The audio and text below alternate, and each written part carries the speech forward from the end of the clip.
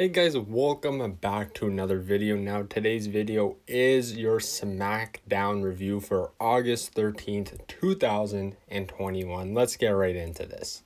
So we started the show with John Cena and his promo.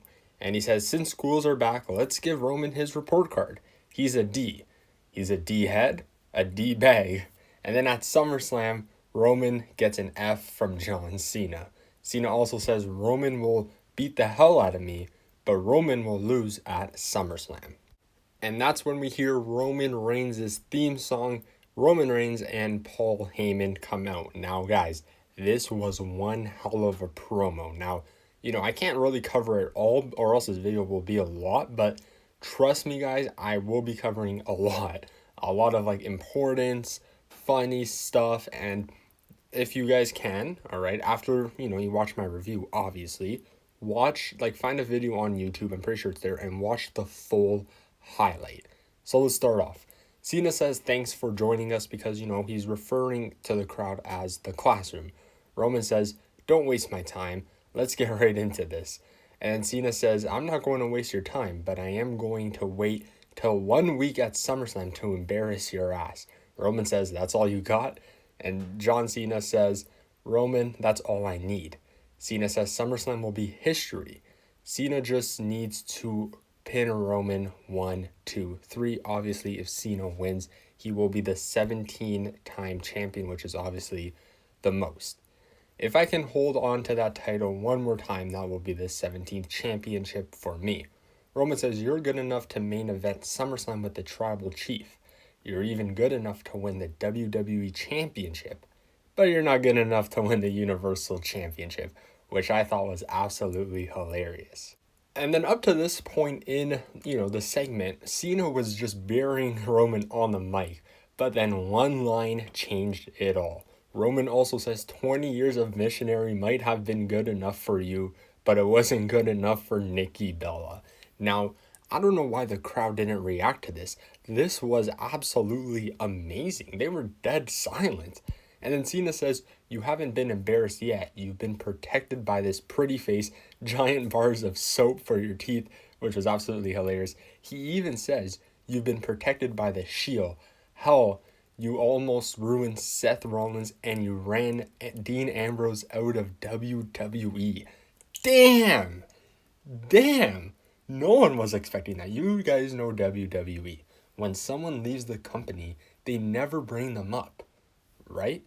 When we saw, they had a package of when Roman Reigns returned at SummerSlam and speared Bray Wyatt. This was before Bray Wyatt got released with WWE, but it was when Strowman got released. They cut out Braun Strowman for the match. They didn't show Braun Strowman. Why? Because they released him. So when John Cena mentioned Dean Ambrose, that got a loud pop because no one is expecting it. And then Roman also says he will retain the title, then pack you up on a private jet and send you back to the movies and send you back to Hollywood.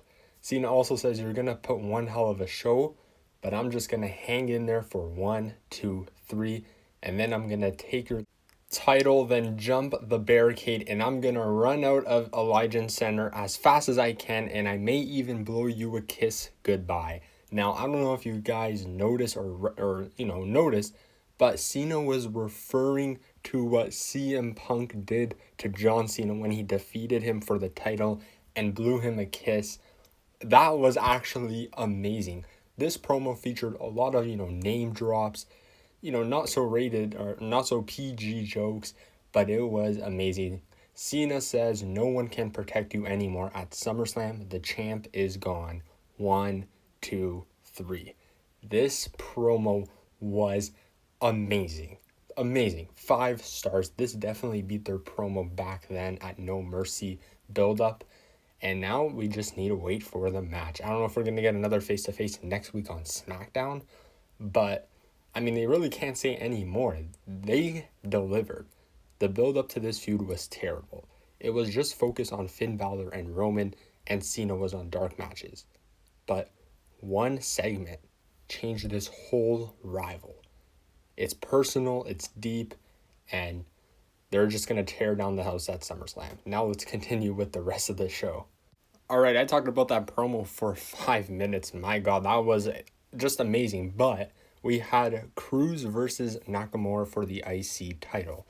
During the match, Boogs went on the apron and played his electric guitar, and he got kicked from ringside.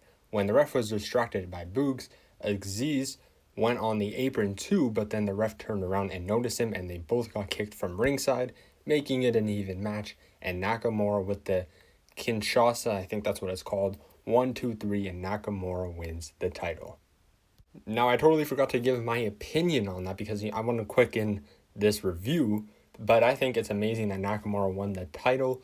Boogs could be, the mouthpiece for Nakamura because Nakamura is really limited on the mic with his English. So Boogs is very, he has charisma and he could talk on the mic and he could be his mouthpiece, which is amazing. So Street Profits versus Alpha Academy, and it's pretty much take back season for the Street Profits, and during the match or right before the ending, Montez Ford with this mind-blowing out of this world dive over to the ring onto the outside to Otis, and then the Profits won the match.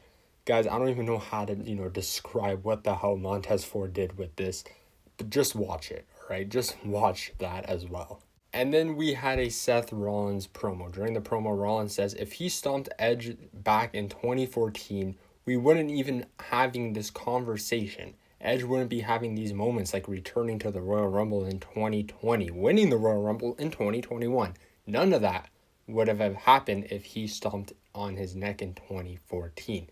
His acting career, poof, that's gone. He wouldn't be home pushing his daughters on a swing set because they would be pushing him on a damn wheelchair. Wow, that was deep. Rollins says this isn't 2014. Time has changed.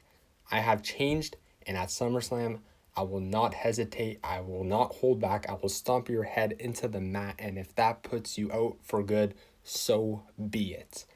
Damn, what a promo. Another deep promo. And this is a dream match. Rollins, Edge, I'm all for this. And guys, I don't know if you noticed, but this is going back to my previous statement. They keep talking about 2014 with Rollins and Edge, but have you noticed they've never shown the footage of what happened back in 2014? And you're probably asking why. Well, it's because two of the people in that promo are not in WWE anymore, which is why they're not showing you what happened. Christian and Big Show were involved in that promo. Where are they? They are in AEW. That's what I mean. When people were shocked that John Cena brought up Dean Ambrose, is because Dean isn't with WWE anymore, right? That's my point. They keep talking about 2014 in the past, but they've never shown what happened because Christian and Big Show, I have the picture up right now. You could see what happened. They are not in WWE anymore. That is why they will never show the footage. But let's go on to the Mysterios versus Dolph Ziggler and Robert Roode or Bobby Roode. I don't even know what his name is anymore. During the match, Dominic sets up Dolph for the 619 until Jimmy and Jey Uso appear on the big screen and distract Dominic. Dolph tags Bobby Roode and Ray says pay attention to Dominic, and Dominic rolls up Bobby for the win. Then we had Baron Corbin. I mean, just the best or second best part of SmackDown. Baron Corbin is just amazing, and his character, he is just killing it. He said, if things don't turn around quickly, I'll have to file for bankruptcy. Last time he will ask for help from any of you. Corbin says he needs $1,000 from everyone in the crowd. And he even has a credit card scanner on his phone.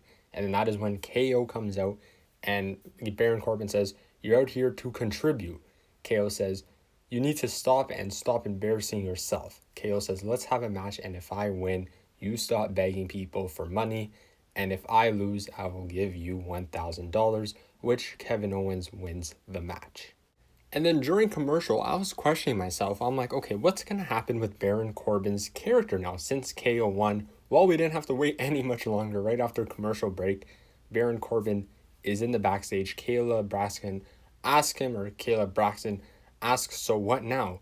And then Corbin never answered, but he runs and takes Big E's money in the bank contract. So I guess this is a new rival. Maybe he might trade the money in the bank for some cash. I don't know. Maybe he might cash it in, but technically he's not the Money in the Bank, so that wouldn't make any sense. So what makes more sense, Corbin should trade in the Money in the Bank for some money. That's what I would do if I were to book this. But let's see where this goes. I'm interested because it's Baron Corbin, and he is killing this gimmick. And then the final part of SmackDown was Sasha Banks and Bianca Belair contract signing, and it was just a typical average contract signing that pretty much led into a brawl. But before the brawl, when Sasha Banks was about to sign the contract, she said, "I need some witnesses," but it doesn't really make any sense. Even Pat McAfee said, there's a sold out crowd here. Why do you need witnesses? That's when Carmella and Zelina Vega came. Obviously, this led to an attack, which Bianca Belair was ready for, but obviously the numbers got to her, the odd numbers. And then the final part of SmackDown was Sasha Banks doing what's it called? The bank statement? No, I forget what her signature is called. Is it the bank statement? Either way, I have a picture. I forget what it's called. And she even used Bianca Belair's hair, which, was a pretty good spot. So that was your SmackDown for August 13th. Like I said, an amazing show. John Cena versus Roman Reigns is going to be one hell of a match. Sasha Banks versus Bianca Belair, WrestleMania rematch. I mean, I don't even need to say enough of that because that's going to be an absolute match. Heck, Edge versus Seth Rollins, a dream match. Guys, SummerSlam is looking so good. An A+ for SmackDown this week, and that will do it. Tell me what you think of the review and SmackDown. Subscribe, and peace.